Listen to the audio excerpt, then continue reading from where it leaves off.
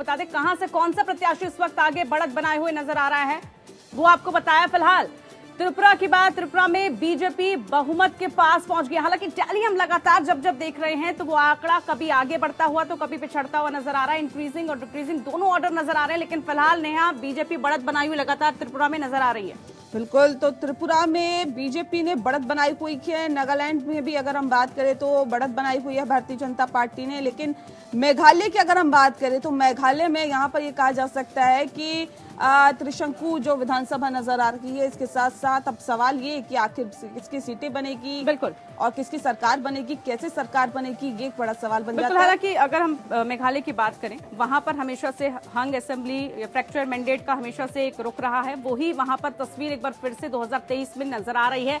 लेकिन बहुत दिलचस्प मुकाबला यहां पर शुरुआत से देखने को मिला, क्योंकि 2023 कहा जाता है आगाज अगर अच्छा होगा अंजाम भी अच्छा होगा। लेकिन ये आगाज किसके लिए अच्छा होने वाला है, ये धीरे धीरे जब रुझान रिजल्ट्स में तब्दील होते नजर आएंगे उसके बाद स्पष्ट हो जाएगा। लेकिन फिलहाल जो हमारी टैली बता रही है, जो आप टेलीविजन स्क्रीन पर लगातार देख रहे हैं, अपडेट आपको बता रहे हैं, बड़ी खबर पर भी नजर है और साथ ही साथ कौन सी सीट से कौन सा प्रत्याशी आगे है वो आपको बताते हुए नजर आ रहे हैं।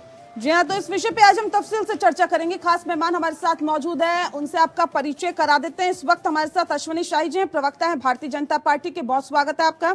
नीरज सिंघल जी हमारे साथ जुड़ गए, राजनीतिक विश्लेषक है, आपका स्वागत है। रुद्र प्रताप सिंह जी हमारे साथ जुड़े हैं, राजनीतिक विश्लेषक है, आपका भी बहुत स्वागत है।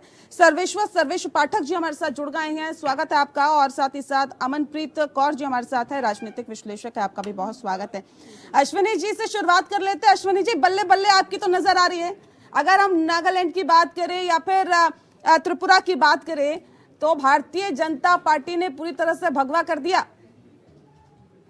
जी, ये भारतीय जनता पार्टी के देवतुल्य कार्यकर्ताओं की मेहनत है और हमारे राष्ट्रीय नेतृत्व का वहां पर जाने के बाद जो मेहनत का है, ये नतीजा है कि जो आज Bharatiya Janata party north east में कहीं नहीं थी, आज पूरे नॉर्थ ईस्ट में भारतीय जनता पार्टी ही दिख रही है। और सबसे बड़ा इसमें एक जो बेहतर चीज हुई है, 2 और 3 राष्ट्रीय दल है, भारतीय जनता पार्टी, कांग्रेस और एक वाम दल। 3 राष्ट्रीय पार्टियों में से 2 राष्ट्रीय पार्टी का लगभग समाप्त हो जाना, ये बहुत बड़ा एक संकेत है कि वहां की जनता कितनी त्रस्त थी इन लोगों से।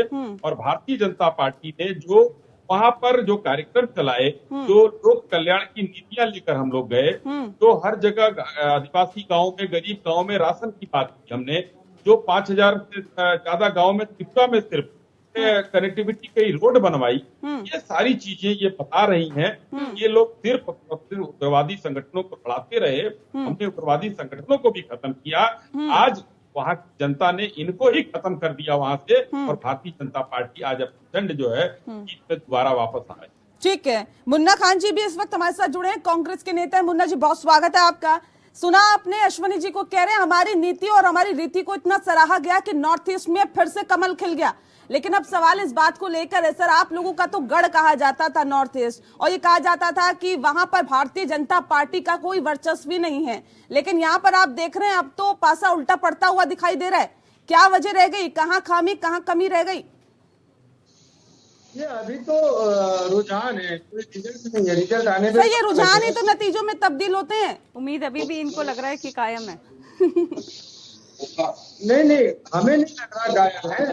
सवाल ये है कि अभी रुझान है, रुझान और रिजल्ट में बड़ा फर्क होता है। तो मैं समझता हूँ कितना फर्क आ जाएगा मुन्ना खान जी, कितना फर्क आप मान रहे हैं? अगर हम टैली की भी बात ना करें तो कितना अमूमन आपको लग रहा फर्क आ जाएगा, कितना बड़ा उलटफेर आ सकता है, कितना ड्रास्टिक चेंज हम इसमें देखें?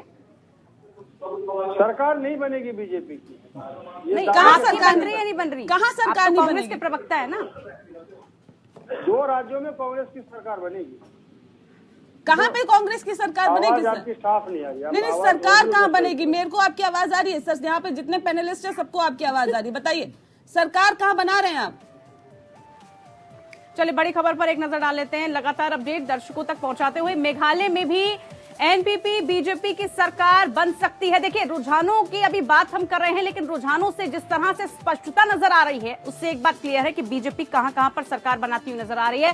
त्रिपुरा का जिक्र अभी हम कर रहे थे, त्रिपुरा में सरकार बनती हुई नजर आ रही है। हालांकि हम लगातार देख रहे थे कि किस तरह से फ्लक्चुएशन सुबह से चल रहा था, सुबह से कभी 28, कभी 31, कभी 28, 31, लेकिन अब लगातार बढ़त बनाती हुई त्रिपुरा में बीजेपी नजर आ रही है। त्रिपुरा में बीजेपी टिप्रा मोथा की बातचीत शुरू हो गई है। हालांकि अंदेशा पहले ही था कि अगर इस तरह से कुछ भी गड़बड़ होती है, अगर कहीं पर भी थोड़ा बहुत कुछ कम ज्यादा भांप लेती है बीजेपी, बहुत जल्दबाजी में बातचीत भी शुरू कर देगी। ये तो अक्सर देखा जाता है पूजा, जब भी हम देखते हैं कि कुछ भी कमी होती है कुछ सीटों की, तो भारतीय जनता पार्टी बहुत तेजी दिखाती है उसमें, और ऐसा ही अब देखने के लिए भी मिल रहा है। लेकिन सबसे दिलचस्प तो यहाँ पर मेघालय में नजर आ रहा है, क्योंकि एनपीपी के साथ एक बार फिर से गठबंधन से भारतीय जनता पार्टी सरकार बना सकती है। लेकिन इससे पहले देखा हमने कि अलग अलग चुनाव लड़े दोनों ही पार्टियां, लेकिन अब ये मजबूरी कहे या फिर सत्ता तक पहुंचने की एक ललक, लेकिन यहाँ पर ये तो कहा जा सकता है कि भारतीय जनता पार्टी एक बार फिर से सरकार बनाने की रेस में आगे बढ़ती हुई दिखाई दे रही है। और भी खास मेहमान लगातार हमारे साथ है। मुन्ना जी, सबसे पहले तो मैं आपसे ही ले लेती हूँ, क्योंकि इससे पहले आप जो बता रहे थे कि हमारी तो जी 2 राज्यों में सरकार बन रही है, कहाँ पे सरकार बन रही है, हालात तो ये नहीं बता रहे, मुन्ना खान जी बता रहे हैं। बस नहीं, पूछ लेते हैं कहाँ पर आपको लग रहा है ऐसा? अभी कुछ भी नहीं बता रहे, अभी तो रुझानों के ऊपर अगर कह दिया जाए कि सरकार के बदले, तो मैं समझता हूँ थोड़ी सी चंदबाजी होगी, और बीजेपी को इतनी होने की जरूरत नहीं है। त्रिपुरा और मेघालय में बहुत का अंतर है। अगर बीजेपी इतनी बेहतर थी तो मेघालय में के प्रदर्शन करती है, और त्रिपुरा में सहयोगी की वजह से बीजेपी की थोड़ी सी बढ़ गई, तो इसको वाहवाही देना और वो सुरक्षा बटोरना। नहीं, सरकार कहाँ बना रहे सर, घुमाइए मत बात को, बताइए ना सरकार कहाँ बना रहे, हालात नहीं बता रहे कि आपकी सरकार बन रही है। घुमा रहा हूँ बात, में नहीं घुमा रहा हूँ बात, तो वाजिब है, वही मैं कह रहा हूँ आपसे। हाँ, छोटे छोटे राज्य है, 50-60 सीट के वहाँ पे छोटे छोटे राज्य, इसलिए चुनाव प्रचार नहीं किया गया क्या? छोटे छोटे राज्य है, इसलिए आप लोग तरजीह नहीं दे रहे हैं क्या? कांग्रेस ने चुनाव प्रचार नहीं किया, कांग्रेस के पूर्व अध्यक्ष राहुल गांधी या कांग्रेस सांसद राहुल गांधी कहें, या भारत जोड़ो यात्रा का भी वहां पर आप लोगों की पहुंच वहां तक नहीं पहुंच पाई, क्या वजह रही? आप लोगों ने इतनी तरजीह नहीं दी नॉर्थ ईस्ट को, या फिर ये समझे कि कांग्रेस की प्राथमिकता की लिस्ट में नॉर्थ ईस्ट नहीं है, जबकि गढ़ रहा है वहां पर? नहीं, अगर प्राथमिकता में पूर्वोत्तर नहीं है तो फिर पूर्वोत्तर का विकास कांग्रेस पार्टी के शासनकाल में कैसे हुआ? और जो सीना छाती ठोकने वाले लोग हैं, कितने बार पूर्वोत्तर का विकास किया, क्या विकास किया? प्रवक्ता अश्विनी शाही बैठे, मैं पूछता हूँ 5 सवाल कि 5 ऐसे विकास के कार्य गिनवाई जो आपने पूर्वोत्तर में किए, सिर्फ झूठ के सिवा। तो ये साल सहरसा की जो जोड़ी, तो ये कमल कैसे खिल रहा है? जनता में कमल कैसे लुभा गई वहां पर? मुन्ना खान जी, जनता को कौन सी चीजें फिर पसंद आ गई वहां पर? आपके नजर आ रहे हो, त्रिपुरा में भी आपका बुरा हाल है, सरकार बन जाए वो बात नहीं है। चलिए मैं बाकी गेस्ट का रुख करूं, उससे पहले अश्विनी जी कुछ कहना चाह रहे, सुन लेते हैं। अश्विनी जी जल्दी से। नेहा जी देखिए, इसमें अब मुन्ना भाई बौखलाना लाजमी है। अभी इन्होंने भी कहा, और अभी थोड़ी देर पहले कांग्रेस के राष्ट्रीय अध्यक्ष जी ने भी कहा, ये छोटे छोटे चुनाव, तो इनके लिए छोटे चुनाव है, हमारे लिए छोटा हो या बड़ा हो, चुनाव होता है, हम उसको गंभीरता से लेते हैं। इसमें कोई दो राय नहीं अश्विनी जी। जहां तक विकास की बात है, मुन्ना जी कह रहे हैं, हमने ही नारा दिया वहां हीरा। आपको बता दें, हाईवेज, इंटरनेट, एयरपोर्ट और जो है इंफ्रास्ट्रक्चर, हीरा हमने कहा, तो हमने तो कनेक्टिविटी से जोड़ा। एक बीजेपी का द्वारा ये पूछना चाह रहा हूँ, अरे मुन्ना भाई नहीं, जवाब तो दीजिए ना, जवाब तो देना पड़ेगा। कह रहे कि क्या ऐसा बना दिया आपने, क्या ऐसा कर दिया जो आप कह रहे हैं जी भगवा हमने कर दिया, या फिर हमने तो जी कमल खिला दिया, या फिर वहां की जो जनता है, वहां की आवाम है, हमें पसंद करने लग गई, हमने कांग्रेस के गढ़ को बिल्कुल साफ कर दिया। बता दीजिए ना, 5 काम ऐसे कौन से कर दिया आपने नॉर्थ ईस्ट में? बता रहा हूँ, बता दीजिए। हमने 4 काम तो हीरा में ही गिना दिए इनको, कि हमने हाईवेज वहाँ कनेक्टिविटी दे दिया जो कि नहीं था वहाँ पर पूरे नॉर्थ ईस्ट में। इंटरनेट सर्विसेज नहीं थे, रोड, अरे सुन लीजिए मुन्ना भाई सुन लीजिए थोड़ा सा। रोड एयरवेज का जो है अगरतला में 1942 में एक एयरपोर्ट बना था, उसके बाद इन लोगों ने एक ईंट नहीं रखी थी वहाँ, आजादी के बाद एक ईंट नहीं रखी गई, और वो अभी भारतीय जनता पार्टी की सरकार ने नया टर्मिनल बनवाया वहाँ, और नए हवाई जहाज वहाँ जो है हवाई जहाजों की संख्या बढ़ाई। हमने कनेक्टिविटी दिया, हमने आदिवासी बहुल लोगों को प्रधानमंत्री आवास दिया, हमने वहाँ के लोगों को राशन दिया, हमने जो पिछड़े लोग थे, जो माओवादी मतलब ये गुट थे, जो उग्रवादी गुट कहेंगे, उग्रवादी गुटों को अपने मुख्य धारा में वापस कराया। अब एक तो मणिपुर में सुन लीजिए मुन्ना जी, और प्रत्यक्ष को प्रमाण की जरूरत नहीं होती सर, जो आंकड़े हैं वो बहुत कुछ गवाही दे रहे हैं, बहुत कुछ बता रहे हैं। ठीक है, सर्वेश पाठक जी, सवाल इस बात को लेकर नॉर्थ ईस्ट जिसको छोटे छोटे राज्य कहा जा रहा है, लोकसभा की भी यहाँ पर काफी सीटें नहीं हैं, अब ऐसे में सवाल इस बात को लेकर, क्योंकि ये कहा जा रहा था कि देखिए लोकसभा चुनाव का सेमीफाइनल समझिए नॉर्थ ईस्ट को लेकर, कितने मायने हैं इसके लोकसभा चुनाव के मद्देनजर? देखिए, लोकसभा की बात हो रही है तो मेघालय से 2 सीट है और त्रिपुरा से 2, नागालैंड में 1 सीट है। और अगर कोई कह रही है कि छोटे छोटे राज्य, तो ये उसकी नासमझी ही है। भाई, भारत के ही सारे राज्य हैं, भारत के ही अभिन्न अंग है। अब प्रदेश छोटा हो गया तो आप उसको आंकलन नहीं करेंगे, तो ये उसकी मानसिकता, उसकी सोच को दर्शाता है। इसीलिए 70-75 साल होने के बावजूद वहां पे रोड नहीं पहुंच पा रही है, तो एयर कनेक्टिविटी और रेल कनेक्टिविटी नहीं है, और जिसे पूरा करने की कोशिश कर रही है बीजेपी सेंट्रल गवर्नमेंट या स्टेट गवर्नमेंट के सहयोग से। तो ये किसी पार्टी का कह देना कि छोटे राज्यों हम ध्यान नहीं दे रहे हैं, ये आप वहां पे जीत नहीं पा रहे हैं। लोगों ने आपको नकार दिया, 70 सालों से आप वहीं पे थे, कांग्रेस का गढ़ माना जाता था। मेघालय भी देख लीजिए, कांग्रेस का गढ़ माना जाता था। पिछले 2000 चुनाव में भी मेघालय में कांग्रेस का प्रदर्शन देख लीजिए, और आज देखिए आपकी मेघालय में कांग्रेस की क्या हाल हो रही है। त्रिपुरा में देख लीजिए, धुर विरोधी पार्टी के साथ ये गठबंधन करके आए लेफ्ट के साथ, लेकिन कुछ खास वहां पे भी नहीं कर रहे हैं। इसका आपको लग रहा है नेगेटिव असर पड़ा कि भाई आप अलग अलग विचारधारा होने के बावजूद भी आप लोगों के सामने क्या पेश करना चाह रहे थे, उसका गलत इम्पैक्ट पड़ा लोगों पर? देखिए, त्रिपुरा की बात कर ले तो 25 साल के लेफ्ट के जो शासन था उसको बीजेपी तोड़ के 2018 में आई, और जहां बीजेपी का वोट परसेंटेज 1 से 2% होता था, सीधा जब जीती तो 43% के साथ जीती। उस समय लेफ्ट का वोट प्रतिशत वही 42 के आसपास था, ज्यादा अंतर नहीं था, लेकिन सीटों में कन्वर्ट किया बीजेपी ने, और सरकार सिंगल हैंडली वहां पे बनाई। और कांग्रेस पार्टी का देख लीजिए कि क्या हाल था, जो पहले 33% से ऊपर 36 के आसपास वोटिंग परसेंटेज था, वो घट के 1 से 2% पे आ गई। तो ये किस मुंह से वहां पे बोल रहा है, और ये धुर विरोधी पार्टी के साथ गए। बंगाल में देख लीजिए, ये बीजेपी ना आ जाए तो ममता बनर्जी को पूरा वॉकओवर दे देते हैं। दिल्ली में देख लीजिए, म्युनिसिपल चुनाव हो या दिल्ली का विधानसभा चुनाव हो, बीजेपी ना आ जाए तो अरविंद केजरीवाल को पूरा वॉकओवर दे सकते हैं। तो इनकी तो एक चाल, या जो कह लीजिए वो रही है स्ट्रेटेजी, कि मैं अगर नहीं आ रहा हूं तो किसी दूसरी पार्टी को वॉकओवर दे दो, जिससे कि बीजेपी ना आ जाए। ठीक, लेकिन ये कितनी काम आ रही है? अमनप्रीत कौर जी, क्या आपको लग रहा है इस वक्त की जो स्थितियां हम देख रहे हैं, त्रिपुरा की हम बात ही कर रहे हैं,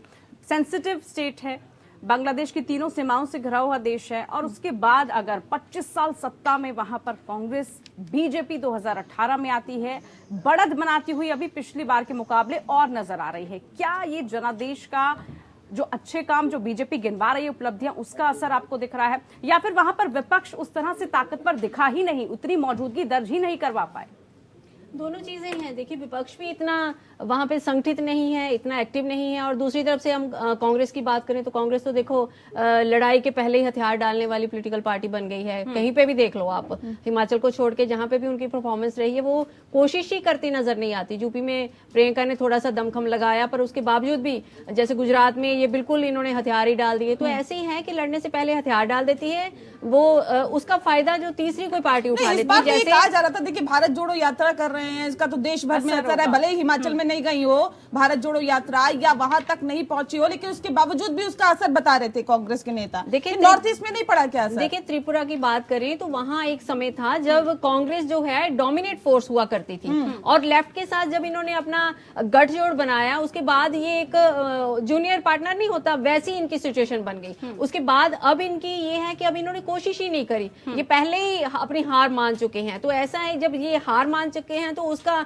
कौन सी जो रीजनल पार्टी वो फायदा उठाती है, जो कौन सी नेशनल पार्टी फायदा उठाती है, ये अब देखना पड़ेगा। क्योंकि भाजपा की अगर हम बात करें तो भाजपा की रणनीति हमेशा ही वो 24/7 काम करते हैं, और इलेक्शन के बहुत पहले वो इलेक्शन मोड में आ जाते हैं। ये उनका प्लस पॉइंट है। ज्यादा रैलियां वहां पर प्रधानमंत्री कर रहे हैं, और सबसे बड़ी बात की जो कमांड है वो पीएम के हाथ में रहती है, अमित शाह जी के हाथ में रहती है। वो निर्भर नहीं रहते हैं लोकल जो लीडर्स होते हैं उनके ऊपर, वो हमेशा अपना दमखम लगाते हैं, चाहे वो इलेक्शन छोटा हो चाहे वो बड़ा हो। इलेक्शन ठीक है। मुन्ना खान जी, मैं लौटती मुन्ना खान जी, सुना आपने, आप कांग्रेस पार्टी लड़ने से पहले ही हथियार डाल देती है, रैलियां नहीं ज्यादा की गई, चुनावी जनसभाएं नहीं की गई, जनता को ये बताने और जताने की कोशिश नहीं की गई कि अगर हम सत्ता में आएंगे तो हम आपके लिए क्या करेंगे, क्या नहीं करेंगे। ज्यादा तवज्जो नहीं दी गई, जिसका जिक्र अभी आप थोड़ी देर पहले कर रहे थे। देखिए छोटे छोटे राज्य हैं, छोटे छोटे सीटें हैं, लेकिन अब सवाल ये है कि वहां पर भी 5 लोकसभा सीटें हैं तीनों राज्यों की अगर हम बात करें, और 60 तीनों ही राज्यों में विधानसभा सीटें हैं। आप लोगों के लिए भले ही छोटे हो सर, जनता तो वहां पे भी रहती है। फिर सवाल इस बात को लेकर, जिस बात का जिक्र अभी अमन जी कर रही थी, लड़ने से पहले ही हथियार डाल दिए गए क्या? पहले ही हार मान ली, कुछ नहीं हो पाएगा यहाँ पर? अगर लड़ने से पहले कांग्रेस पार्टी हथियार डाल देती तो दूसरे नंबर पे नहीं आती। अगर लड़ने से पहले कांग्रेस पार्टी अभी तो आप सरकार बना रहे थे, अब आप कह रहे हैं दूसरे नंबर पर। कुछ भी करते रहते हैं क्या मुन्ना जी? क्या बोल रहे हैं आप? बात तो पूरी होने दे। अभी तो फाइट शुरू हुई है, शाम तक तो अभी आप दूसरे नंबर पे एक्सेप्ट कर लिया आपने? नहीं, अभी फाइट रिजल्ट आने में ज्यादा देर नहीं है, अभी इनकी फाइट शुरू हुई है। फाइट आने दे, अभी फाइट शुरू हुई है, रिजल्ट आने दे। तो ये बीजेपी की चाल और चरित्र जो ये पहचान चुकी है।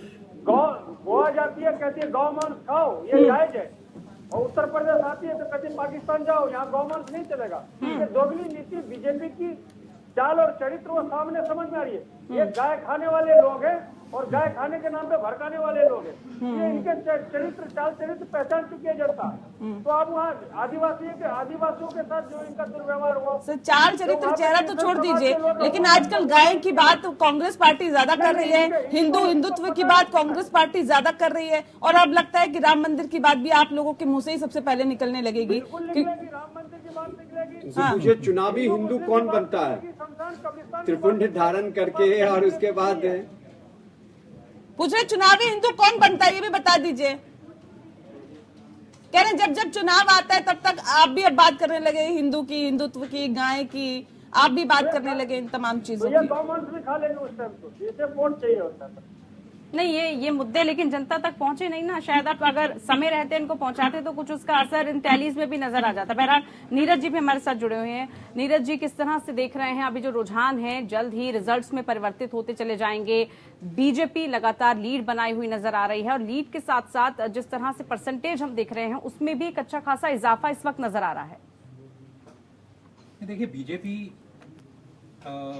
एक विनिंग पार्टी है और मेहनत की है उन्होंने, और जो मेहनत है उसी का फल सामने नजर आ रहा है। मतलब इनकी स्ट्रेटेजी, जैसे आपने बार बार बोला कि चुनावों से पहले चुनावी तैयारी शुरू कर देते हैं, और इतनी सारी रैलियां, इतनी सारी जनसभाएं, और वहाँ के लोकल मुद्दे, वहाँ के मतलब रीजनल पार्टियों के साथ अलायंसेस, तो वो सारी तैयारियां इनकी पहले से रहती हैं, और उसी का रिजल्ट है ये सब जो हम देख रहे हैं अभी।